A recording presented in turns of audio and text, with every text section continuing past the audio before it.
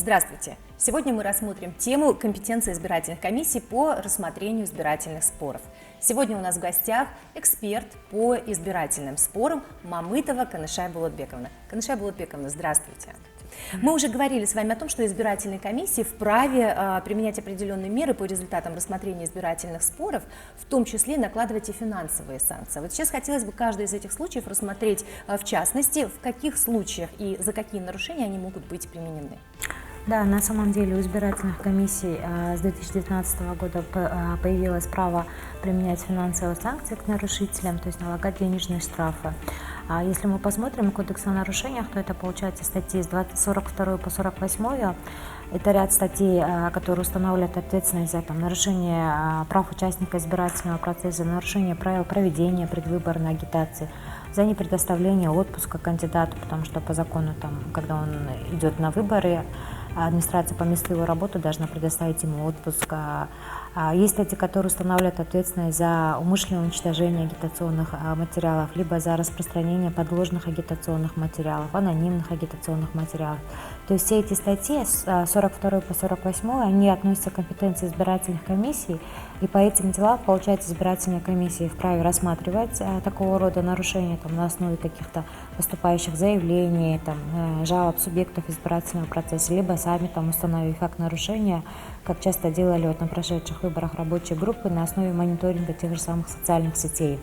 И по результатам этого рассмотрения избирательные комиссии вправе, как я уже говорила, налагать финансовые санкции на тех или иных нарушителей избирательного процесса. Спасибо большое. А вот существует ли какой-то определенный порядок применения этих финансовых санкций? Скажем, Кодекса о нарушениях избирательными комиссиями, то есть это каким-то образом регламентируется, безусловно? Да, абсолютно это регламентировано. В 2020 году Центральная избирательная комиссия своим постановлением утвердила положение о порядке рассмотрения дел о нарушениях избирательными комиссиями, и в соответствии с этим положением установлен определенный порядок. И порядок рассмотрения зависит в первую очередь от того, о каких выборах речь идет, то есть это местные выборы, либо это общенациональные выборы президента или депутатов Джорго Кенеша, и зависит от места совершения какого-либо нарушения. То есть, допустим, когда речь идет о местных выборах, правом рассматривать такого рода дела о нарушениях и накладывать за них финансовые санкции в виде штрафов обладают специальные представители Центральной избирательной комиссии на местах. То есть у Центральной избирательной комиссии в каждом регионе есть сотрудник аппарата, он относится к аппарату Центральной избирательной комиссии, специальный представитель, который на местах осуществляет взаимодействие с избирательными комиссиями, отвечает за связь Центральной избирательной комиссии с комиссиями на местах, и в том числе у него есть право составлять протоколы и накладывать штрафы.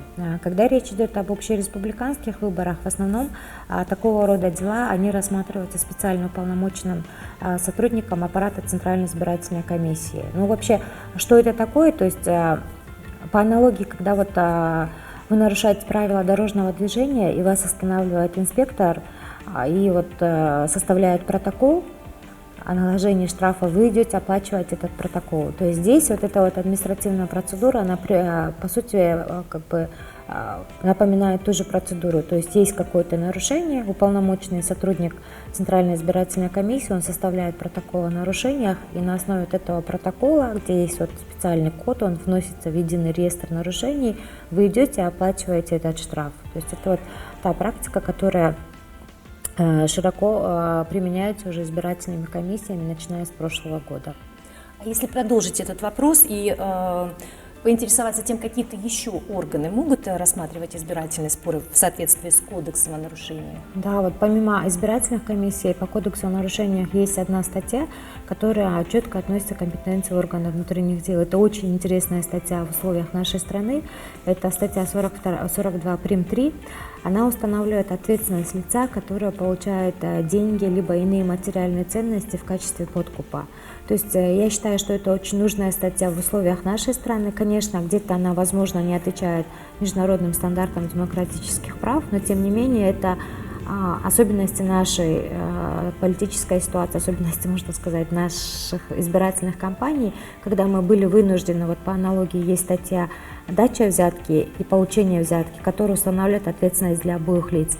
И здесь также была законодателем схожая позиция применена, то есть есть ответственность лица, которого распространяет деньги в качестве подкупа, а есть ответственность лица, который получает эти деньги. То есть нашим гражданам, нашим избирателям очень важно об этом помнить, что за то, что они на выборах получают деньги, там, продукты, не знаю, им чинят дорогу, рассыпают щебень, устанавливают мусорные баки, это тоже подкуп их.